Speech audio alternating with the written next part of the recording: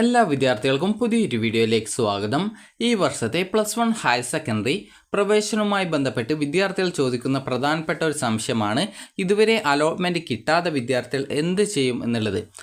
ഇനി അലോട്ട്മെൻറ്റ് കിട്ടുമോ എന്നുള്ളതും പല വിദ്യാർത്ഥികളും ചോദിക്കുന്ന പ്രധാനപ്പെട്ട കാര്യമാണ്. അപ്പോൾ ഇതുവരെ അലോട്ട്മെൻറ്റ് ലഭിക്കാത്ത വിദ്യാർത്ഥികൾക്ക് ഇനി അഡ്മിഷൻ നേടുന്നതിനായിട്ട് 2 അലോട്ട്മെൻറ്റുകളാണ് ഉണ്ടാവുക.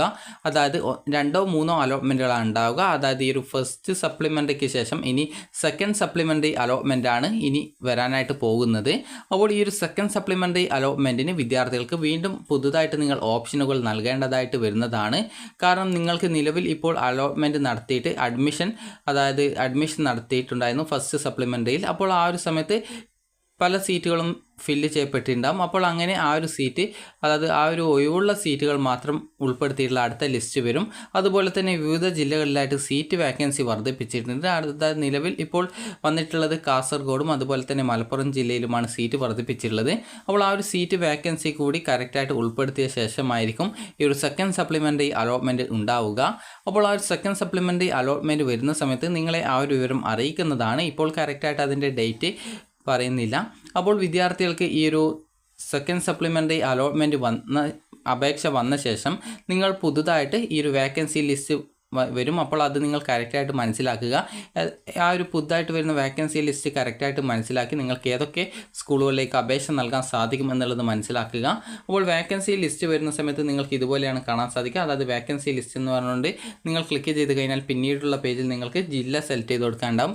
ജില്ല സെലക്ട് ചെയ്ത് കൊടുത്തു കഴിഞ്ഞാൽ പിന്നീട് നിങ്ങൾക്ക് അടുത്തത് സ്കൂൾ സെലക്ട് ചെയ്ത് കൊടുക്കാനുണ്ടാവും. അപ്പോൾ നിങ്ങൾക്ക് ആ ഒരു സ്കൂൾ സെലക്ട് ചെയ്ത് കഴിഞ്ഞാൽ നിങ്ങൾക്ക് ഓരോ വിഭാഗത്തിൽ എത്ര വീതം സീറ്റാണ് ഉള്ളത് എന്നുള്ളത് മനസ്സിലാക്കാൻ സാധിക്കുന്നതാണ്. അതായത് ഈ ഒരു സ്കൂൾ സെലക്ട് ചെയ്ത് കൊടുക്കേണ്ടതില്ല. അതായത് നിങ്ങൾക്ക് ഈ ഒരു സ്കൂളല്ല സെലക്ട് ചെയ്ത് കൊടുക്കേണ്ടത്, ജസ്റ്റ് നിങ്ങൾ ജില്ല മാത്രമാണ് സെലക്ട് ചെയ്ത് കൊടുക്കേണ്ടത്. അപ്പോൾ ജില്ല സെലക്ട് ചെയ്ത് കൊടുത്തു കഴിഞ്ഞാൽ നിങ്ങൾക്ക് പിന്നീട് ആ ഒരു ജില്ലയിലെ മുഴുവൻ സ്കൂളുകളുടെ ലിസ്റ്റും കാണാനായിട്ട് സാധിക്കുന്നതാണ്. അപ്പോൾ ഓരോ സ്കൂളുകളിലും ഏതൊക്കെ കാറ്റഗറിയിൽ എത്ര വീതം സീറ്റുകളാണ് ഉള്ളത് എന്നുള്ളത് നിങ്ങൾക്ക് മനസ്സിലാക്കാൻ സാധിക്കുന്നതായിരിക്കും. അപ്പോൾ നിങ്ങൾക്ക് ജനറൽ കാറ്റഗറിയിലും അതുപോലെ തന്നെ നിങ്ങളുടെ കാറ്റഗറിയിലുള്ള സീറ്റ് ഏതൊക്കെയാണ് അതിലേക്കും നിങ്ങൾക്ക് ഈ ഒരു ഓപ്ഷൻസ് കൊടുക്കാനായിട്ട് സാധിക്കും. അപ്പോൾ നിങ്ങൾ ആ ഒരു രീതിയിൽ പുതിയ ആ ഒരു വേക്കൻസി ലിസ്റ്റ് പ്രകാരം ആ ഒരു ഘട്ടത്തിൽ ഓപ്ഷനുകൾ നൽകേണ്ടതാണ്. അപ്പോൾ ആ ഒരു ഓപ്ഷനുകൾ നൽകിക്കഴിഞ്ഞാൽ അതുവഴി നിങ്ങൾക്ക് അടുത്ത സെക്കൻഡ് സപ്ലിമെൻ്ററി അലോട്ട്മെൻറ്റ് റിസൾട്ട് വരുന്ന സമയത്ത് നിങ്ങളെ അതിലേക്ക് പരിഗണിക്കും. അപ്പോൾ ആ ഒരു വേക്കൻസി ലിസ്റ്റ് വരുന്നത് കറക്റ്റായിട്ട് നിങ്ങൾ മനസ്സിലാക്കുകയും അതുപോലെ തന്നെ ഏതൊക്കെ സ്കൂളുകളിലേക്ക് നിങ്ങൾക്ക് ഓപ്ഷൻ വെക്കാൻ സാധിക്കുമെന്നുള്ളത് മനസ്സിലാക്കി നിങ്ങൾ ഈ ഒരു ഓപ്ഷനുകൾ നൽകുക. ഒരു ഉദാഹരണത്തിന് നിങ്ങളിപ്പോൾ ധീവര വിഭാഗത്തിൽ ഉൾപ്പെടുന്ന ഒരു വിദ്യാർത്ഥിയാണെങ്കിൽ നിങ്ങൾക്ക് ആ ഒരു ധീവര ആ ഒരു കാറ്റഗറിയിലുള്ള ആ ഒരു സീറ്റ് വേക്കൻസിയിലേക്കും അതുപോലെ തന്നെ നിങ്ങൾക്ക് ഈ ഒരു ജനറൽ കാറ്റഗറിയിലുള്ള സീറ്റിലേക്കും ഓപ്ഷനുകൾ വെക്കാനായിട്ട് സാധിക്കുന്നതാണ്. അപ്പോൾ നിങ്ങൾ കറക്റ്റായിട്ട് ആ ഒരു സമയം കറക്റ്റായിട്ട് നിങ്ങൾക്ക് ഓപ്ഷനുകൾ സ്വന്തമായിട്ടോ അല്ലെങ്കിൽ അക്ഷയ വഴിയോ അല്ലെങ്കിൽ ഇൻ്റർനെറ്റ് കഫേകൾ വഴിയോ ചെയ്യാൻ സാധിക്കും. അതുപോലെ അപേക്ഷയിൽ തെറ്റുള്ളവർക്ക് അപേക്ഷയിലെ തെറ്റുകൾ തിരുത്തുന്നതിനും ആ ഒരു ഘട്ടത്തിൽ അവസരം ഉണ്ടായിരിക്കുന്നതാണ്. അപ്പോൾ സെക്കൻഡ് സപ്ലിമെൻ്ററി അലോട്ട്മെൻറ്റ് വരുന്ന സമയത്ത് നിങ്ങളെ ആ ഒരു വിവരം അറിയിക്കുന്നതാണ്. സെക്കൻഡ് സപ്ലിമെൻ്ററിക്ക് ശേഷവും പിന്നീട് കുറേ സീറ്റ് വാക്കൻസി വരികയാണെങ്കിൽ പിന്നീട് തേർഡ് സപ്ലിമെൻ്ററി ഉണ്ടാവുന്നതാണ്. ചിലപ്പോൾ തേർഡ് സപ്ലിമെൻ്ററിക്ക് പകരം പിന്നീട് സ്പോട്ട് അഡ്മിഷൻ ആയിരിക്കും ഉണ്ടാവുക. അപ്പോൾ അത് കറക്റ്റായിട്ട് പറയുന്നില്ല. കാരണം അഥവാ എങ്ങനെയാണ് ഈ ഒരു വർഷത്തെ ആ ഒരു അലോട്ട്മെൻറ്റ് പ്രോസസ്സ് എന്നുള്ള കാര്യത്തിൽ അതായത് ചെറിയ വ്യത്യാസങ്ങളുണ്ട് ഈ വർഷം. കഴിഞ്ഞ വർഷം ആണെങ്കിൽ ഈ ഒരു സെക്കൻഡ് സപ്ലിമെൻ്ററിക്ക് ശേഷം സ്പോട്ട് അഡ്മിഷനാണ് ഉണ്ടായിരുന്നത്. അതുപോലെ തന്നെ ഈ ഒരു തേർഡ് അലോട്ട്മെൻറ്റിന് ശേഷം ഈ ഒരു ട്രാൻസ്ഫറൊക്കെ നടത്തിയിട്ടുണ്ടായിരുന്നു. എന്നാൽ ഈ വർഷം അതിൽ നിന്നും മാറ്റമായിട്ടാണ് ഈ വർഷം അലോട്ട്മെൻറ്റുകൾ നടത്തുന്നത്. അപ്പോൾ അതുകൊണ്ട് തന്നെ ഈ ഒരു തേർഡ് സപ്ലിമെൻ്ററിക്ക് പകരം സ്പോട്ട് അഡ്മിഷനാണോ അല്ലെങ്കിൽ തേർഡ് സപ്ലിമെൻ്ററി ആണോ എന്നുള്ള കാര്യത്തിൽ വ്യക്തത വന്നിട്ടില്ല. അതുകൊണ്ട് തന്നെ ആ ഒരു സമയത്ത് നിങ്ങൾ അഥവാ തേർഡ് സപ്ലിമെൻ്ററി ഉണ്ടെങ്കിൽ അറിയിക്കുന്നതാണ്. അപ്പോൾ അതുകൊണ്ട് തന്നെ വിദ്യാർത്ഥികൾ വളരെയധികം ശ്രദ്ധയോടെ ആ ഒരു കാര്യങ്ങൾ മനസ്സിലാക്കുക. അതുപോലെ തന്നെ HSCAP വെബ്സൈറ്റ് വഴിയും വിദ്യാർത്ഥികൾക്ക് ആ ഒരു കാര്യം മനസ്സിലാക്കാൻ സാധിക്കുന്നതാണ്. ഇനി അടുത്തതായിട്ട് നമുക്ക് നോക്കാനായിട്ട് പോകുന്നത് സ്പോട്ട് അഡ്മിഷൻ എന്താണ് എന്നുള്ളതാണ്. സ്പോട്ട് അഡ്മിഷൻ പല വിദ്യാർത്ഥികളും ചോദിക്കുന്ന ഒരു കാര്യമാണ്. എന്താണ് സ്പോട്ട് അഡ്മിഷൻ എന്നുള്ളത്? സ്പോട്ട് അഡ്മിഷൻ എന്ന് പറഞ്ഞാൽ സ്കൂളിൽ നേരിട്ട് പോയിട്ട് അഡ്മിഷൻ നേടുന്നതിനാണ് സ്പോട്ട് അഡ്മിഷൻ എന്ന് പറയുന്നത്. ഇനി സ്പോട്ട് അഡ്മിഷൻ എങ്ങനെ നിങ്ങൾക്ക് നേടാം എന്നുള്ളത് നോക്കാം. ഈ ഈ ഒരു സപ്ലിമെൻ്ററി എല്ലാ ഘട്ടങ്ങളും അവസാനിച്ച ശേഷം ബാക്കിയുള്ള സീറ്റുകൾ ഫില്ല് ചെയ്യുന്നതിന് വേണ്ടിയിട്ടാണ് സ്പോട്ട് അഡ്മിഷൻ നടത്തുന്നത്. സ്പോട്ട് അഡ്മിഷൻ നടത്തുന്നതിന് മുന്നോടിയായിട്ട് ഇവിടെ സ്പോട്ട് അഡ്മിഷനായിട്ടുള്ള വേക്കൻസി ലിസ്റ്റ് പ്രസിദ്ധീകരിക്കും. അതായത് നേരത്തെ പറഞ്ഞതുപോലെ തന്നെ നിങ്ങൾ ആ ഒരു ജില്ല സെലക്ട് ചെയ്യുന്ന സമയത്ത് ഓരോ ജില്ലയിലും എത്ര വീതം സീറ്റുകളാണ് ഉള്ളത് എന്നാൽ നിങ്ങൾക്ക് മനസ്സിലാക്കാൻ സാധിക്കും. അപ്പോൾ ആ ഒരു സീറ്റ് നിങ്ങൾ കറക്റ്റായിട്ട് മനസ്സിലാക്കുകയും അതിനുശേഷം വിദ്യാർത്ഥികൾക്ക് കാൻഡിഡേറ്റ് ലോഗിൻ ചെയ്ത ശേഷം ആ ഒരു ഘട്ടത്തിൽ സ്പോട്ട് അഡ്മിഷനുള്ള രജിസ്ട്രേഷൻ ചെയ്യാൻ സാധിക്കും. അപ്ലൈ ഫോർ സ്പോട്ട് അഡ്മിഷൻ എന്ന ലിങ്ക് വഴി നിങ്ങൾ മുൻപ് ഓപ്ഷൻ നൽകിയ രീതിയിൽ തന്നെ നിങ്ങൾക്ക് വേണ്ട സ്കൂളുകളിലേക്ക് വേക്കൻസി അനുസരിച്ച് ഓപ്ഷനുകൾ കൊടുക്കുക.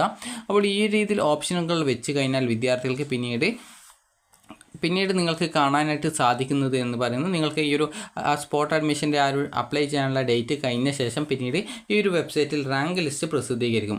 റാങ്ക് ലിസ്റ്റ് പ്രസിദ്ധീകരിച്ച് കഴിഞ്ഞാൽ വിദ്യാർത്ഥികൾ ചെയ്യേണ്ടത് ആ ഒരു റാങ്ക് ലിസ്റ്റ് അറിയുന്നതിനായിട്ട് റാങ്ക് ലിസ്റ്റ് എന്നുള്ള ലിങ്കിൽ ക്ലിക്ക് ചെയ്ത് കഴിഞ്ഞാൽ നിങ്ങൾക്ക് പിന്നീട് നിങ്ങളുടെ ജില്ല സെലക്ട് ചെയ്ത് കൊടുക്കാനുണ്ടാവും. അതുപോലെ തന്നെ നിങ്ങൾക്ക് സ്കൂൾ സെലക്ട് ചെയ്ത് കൊടുക്കാനുണ്ടാവും. അതുപോലെ തന്നെ കോഴ്സ് സെലക്ട് ചെയ്ത് കൊടുക്കാനുണ്ടാവും. അതായത് ഓരോ സ്കൂളിലെയും ഓരോ ജില്ലയിലെയും ഓരോ സ്കൂളിലെയും ഓരോ കോഴ്സിനും സെപ്പറേറ്റ് വീതം റാങ്ക് ലിസ്റ്റുകളാണ് തയ്യാറാക്കുക. അപ്പോൾ നിങ്ങൾ എങ്ങനെയാണ് അഡ്മിഷൻ നേടേണ്ടത് എന്നുള്ള കാര്യം നമുക്ക് നോക്കാം. നിങ്ങൾ ആദ്യം ജില്ല സെലക്ട് ചെയ്തെടുക്കുന്നു. അതുപോലെ തന്നെ അതിനുശേഷം ആ ഒരു ജില്ലയിലെ നിങ്ങൾ അപ്ലൈ ചെയ്തിട്ടുണ്ടായിരുന്ന ആ ഒരു സ്കൂൾ സെലക്ട് ചെയ്ത് കൊടുക്കുന്നു. അതുപോലെ തന്നെ നിങ്ങൾ അപ്ലൈ ചെയ്തിട്ടുണ്ടായിരുന്ന കോഴ്സ് സെലക്ട് ചെയ്ത് കൊടുക്കുന്നു. ഇങ്ങനെ സെലക്ട് ചെയ്യുമ്പോൾ നിങ്ങൾക്ക് ആ ഒരു റാങ്ക് ലിസ്റ്റ് പ്രസിദ്ധീകരിച്ചത് കാണാൻ സാധിക്കും. അപ്പോൾ നിങ്ങൾക്ക് എത്രാം സ്ഥാനമാണ് റാങ്ക് ലിസ്റ്റിൽ എന്നുള്ളത് നോക്കുക. അതുപോലെ തന്നെ ആ ഒരു സ്കൂളിൽ ആ ഒരു കോഴ്സിൽ നിങ്ങൾ സെലക്ട് ചെയ്ത ആ ഒരു കോഴ്സിന് എത്ര വേക്കൻസിയാണ് ഉണ്ടായിരുന്നത് എന്നുള്ളത് മനസ്സിലാക്കുക. അപ്പോൾ വേക്കൻസി മനസ്സിലാക്കുക. അപ്പോൾ ഈ രീതിയിൽ നിങ്ങൾ ഓരോ സ്കൂളിലും വെച്ചിട്ടുള്ള ഓരോ കോഴ്സിലെയും നിങ്ങളുടെ ആ ഒരു റാങ്കും അതുപോലെ തന്നെ ആ ഒരു കോഴ്സിൽ എത്ര സീറ്റാണ് ഉള്ളത് എന്നുള്ള കാര്യം കൂടി കറക്റ്റായിട്ട് മനസ്സിലാക്കി ആ ഒരു സ്കൂളിൽ അഡ്മിഷനായിട്ട് പോവുകയാണ് ചെയ്യേണ്ടത്. അപ്പോൾ ഒരു ഉദാഹരണം പറയുകയാണെങ്കിൽ ഞാനിപ്പോൾ നോക്കുന്ന സമയത്ത് ഒരു സ്കൂളിൽ എൻ്റെ റാങ്ക് എന്ന് പറയുന്നത് 5 ആണെന്ന് കരുതുക.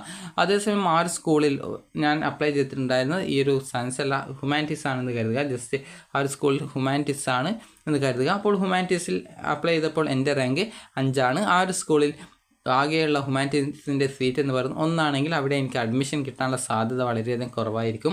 അതേസമയം എനിക്കിപ്പോൾ അടുത്തൊരു സ്കൂളിൽ എൻ്റെ റാങ്ക് എന്ന് പറയുന്നത് 6ാം റാങ്കാണ്, അതായത് മറ്റൊരു കോഴ്സിൽ. അപ്പോൾ അവിടെയുള്ളത് കൊമേഴ്സ് ആണെന്ന് കരുതുക. കൊമേഴ്സിൽ അവിടെയുള്ള വേക്കൻസി എന്ന് പറയുന്നത് 11 വേക്കൻസി ആ ഒരു സ്കൂളിൽ ഉണ്ട് എന്ന് കരുതുക.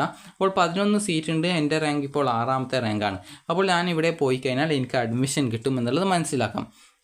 അപ്പോൾ അങ്ങനെയെങ്കിൽ ഞാൻ ആ ഒരു സ്കൂളിൽ ആ ഒരു സമയം പങ്കെടുക്കാനായിട്ട് പോകും. അതുപോലെ തന്നെ നിങ്ങൾക്കിപ്പോൾ ഒരു ഉദാഹരണത്തിന് നിങ്ങളുടെ റാങ്ക് ഒരു 5 ആണെന്ന് കരുതുക. നിങ്ങളുടെ റാങ്ക് 5 ആണ്, എന്നാൽ ആ ഒരു സ്കൂളിലുള്ള സീറ്റ് എന്ന് പറയുന്നത് 4 സീറ്റ് മാത്രമേ ആ ഒരു സ്കൂളിൽ ഉള്ളൂ എന്ന് കരുതുക. അപ്പോൾ നിങ്ങൾ അവിടെ പോയി കഴിഞ്ഞാൽ നിങ്ങൾക്ക് അഡ്മിഷൻ കിട്ടാനുള്ള സാധ്യതയുണ്ട്. അപ്പോൾ നിങ്ങൾ ഈ ഒരു രീതിയിൽ നിങ്ങൾ നൽകിയിട്ടുള്ള സ്കൂളുകൾ ഏതൊക്കെ, കോഴ്സുകൾ ഏതൊക്കെ, ആ ഒരു കോഴ്സിൽ എത്ര റാങ്കാണ് നിങ്ങളുടേത്, അതുപോലെ ആ ഒരു കോഴ്സിൽ എത്ര സീറ്റാണുള്ളത്, അവിടെ അഡ്മിഷൻ കിട്ടാൻ സാധ്യതയുണ്ടോ എന്നുള്ളത് മനസ്സിലാക്കി ആ ഒരു റാങ്ക് ലിസ്റ്റ് വന്ന ദിവസം അല്ലെങ്കിൽ ആ ഒരു വന്ന ദിവസമായിരിക്കും സാധാരണഗതിയിൽ സ്കൂളിൽ പോവേണ്ടത്. അപ്പോൾ ആ ഒരു സമയത്ത് സ്കൂളിൽ നിങ്ങൾ കറക്റ്റായിട്ട് ഉച്ചയ്ക്ക് 12 മണിക്ക് മുമ്പായിട്ട് തന്നെ സ്കൂളിൽ എത്തിച്ചേരുകയും നിങ്ങൾ റിപ്പോർട്ട് ചെയ്യുകയും ചെയ്യണം. അപ്പോൾ ഇങ്ങനെ എത്തിച്ചേരുന്ന വിദ്യാർത്ഥികളുടെ റാങ്ക് ലിസ്റ്റ് നോക്കിയിട്ട് ആർക്കാണ് മുൻഗണനയുള്ളത് അവർക്ക് അവിടെ അഡ്മിഷൻ കൊടുക്കുന്നതാണ്. ഇപ്പോൾ ഒരു ഉദാഹരണം പറയുകയാണെങ്കിൽ നിങ്ങളുടെ റാങ്ക് എന്ന് പറയുന്നത് 6ാം റാങ്കാണെന്ന് കരുതുക. ആ സ്കൂളിലുള്ള വേക്കൻസി എന്ന് പറയുന്നത് 11 വേക്കൻസിയാണ് ഉള്ളത് എന്ന് കരുതുക. അവിടെയുള്ള സീറ്റ് എന്ന് പറയുന്നത് കൊമേഴ്സിൻ്റെ സീറ്റാണെന്ന് കരുതുക. നിങ്ങൾ അവിടെ പോയിട്ടില്ലെങ്കിൽ അവിടെ പോയിട്ടുള്ള വിദ്യാർത്ഥികൾ, അന്ന് 12 മണി വരെ ആ ഒരു സ്കൂളിൽ വന്നിട്ടുള്ള വിദ്യാർത്ഥികൾക്ക് ആ ഒരു സീറ്റിലേക്ക് അഡ്മിഷൻ കൊടുക്കും. നിങ്ങൾ അടുത്ത ദിവസമാണ് സ്കൂളിൽ പോകുന്നതെങ്കിൽ നിങ്ങൾക്ക് അവിടെ അഡ്മിഷൻ തരുന്നതല്ല. അതുകൊണ്ട് തന്നെ സ്പോട്ട് അഡ്മിഷനിൽ വിദ്യാർത്ഥികൾ മനസ്സിലാക്കേണ്ടത് നിങ്ങൾക്ക് എപ്പോഴാണോ സ്കൂളിൽ ഹാജരാവാനായിട്ട് പറയുന്നത്, അത് ഏത് ദിവസം ഉച്ചയ്ക്ക് 12 മണിക്ക് മുമ്പായിട്ടാണ് എത്തിച്ചേരാനായിട്ട് പറയുന്നത്, ആ ഒരു സമയത്തിനുള്ളിൽ നിങ്ങൾ കറക്റ്റായിട്ട് നിങ്ങൾക്ക് അവിടെ അഡ്മിഷൻ കിട്ടാനുള്ള സാധ്യത മനസ്സിലാക്കി ഏത് കോഴ്സിലാണ് അഡ്മിഷൻ കിട്ടാൻ സാധ്യതയുള്ളത്, ഏത് സ്കൂളിലാണ് സാധ്യതയുള്ളത് അത് മനസ്സിലാക്കി ആ ഒരു സ്കൂളിൽ ആ ഒരു ദിവസം ഉച്ചയ്ക്ക് 12 മണിക്ക് മുമ്പായിട്ട് നിങ്ങൾ ആ ഒരു സ്കൂളിൽ അഡ്മിഷനായിട്ട് പോവുകയും അപ്പോൾ പോയി കഴിഞ്ഞാൽ നിങ്ങൾക്ക് നിങ്ങളുടെ സർട്ടിഫിക്കറ്റും അതുപോലെ തന്നെ നിങ്ങളുടെ ആപ്ലിക്കേഷൻ പ്രിൻ്റ് ഔട്ട്, അതുപോലെ സ്പോട്ട് അഡ്മിഷൻ രജിസ്ട്രേഷൻ ചെയ്തതിൻ്റെ പ്രിൻ്റ് ഔട്ട്, അതുപോലെ തന്നെ അപേക്ഷാ ഫീസ് എന്നിവ സഹിതം നിങ്ങളുടെ രക്ഷിതാക്കളെയും കൂട്ടിയിട്ട് നേരിട്ട് പോയിട്ട് നിങ്ങൾക്ക് ആ ഒരു റിപ്പോർട്ട് ചെയ്യേണ്ടതാണ്. അങ്ങനെ റിപ്പോർട്ട് ചെയ്ത് അവിടെ നിന്ന് റാങ്ക് പ്രകാരം നിങ്ങൾക്ക് അവിടെ അഡ്മിഷൻ ലഭിക്കുന്നതും ആയിരിക്കും. അപ്പോൾ ഈ രീതിയിലാണ് സ്പോട്ട് അഡ്മിഷൻ നടക്കുന്നത്. അപ്പോൾ ആ സ്പോട്ട് അഡ്മിഷന് വിദ്യാർത്ഥികൾ ആ ഒരു ദിവസം എപ്പോഴാണ് നിങ്ങൾ ആ ഒരു സ്കൂളിൽ പോകാനായിട്ട് പറഞ്ഞിട്ടുള്ളത് ആ ഒരു സമയത്തിനുള്ളിൽ തന്നെ പോയിട്ട് നിങ്ങൾ റിപ്പോർട്ട് ചെയ്ത് അഡ്മിഷൻ നേടണം. പിന്നീട് അടുത്ത ദിവസം പോയി കഴിഞ്ഞാൽ അഡ്മിഷൻ കിട്ടുന്നതല്ല. അക്കാര്യം വിദ്യാർത്ഥികൾ പ്രത്യേകം ശ്രദ്ധിക്കേണ്ടതാണ്. അപ്പോൾ ഇതാണ് സ്പോട്ട് അഡ്മിഷൻ എന്ന് പറയുന്നത്. അപ്പോൾ ഈ ഒരു സ്പോട്ട് അഡ്മിഷൻ വരുന്ന സമയത്തും അതുപോലെ തന്നെ സെക്കൻഡ് സപ്ലിമെൻ്ററി വരുന്ന സമയത്തും നിങ്ങളെ ഫുൾ ഈ ഒരു അപേക്ഷ സംബന്ധിച്ചുള്ള എല്ലാവിധ ഡീറ്റെയിൽസും അറിയിക്കുന്നതാണ്. അപ്പോൾ വിദ്യാർത്ഥികൾക്ക് ഈ ഒരു വീഡിയോ ഉപകാരപ്രദമായിട്ടുണ്ടെങ്കിൽ ലൈക്ക് ചെയ്യുക, ഷെയർ ചെയ്യുക. Thank you for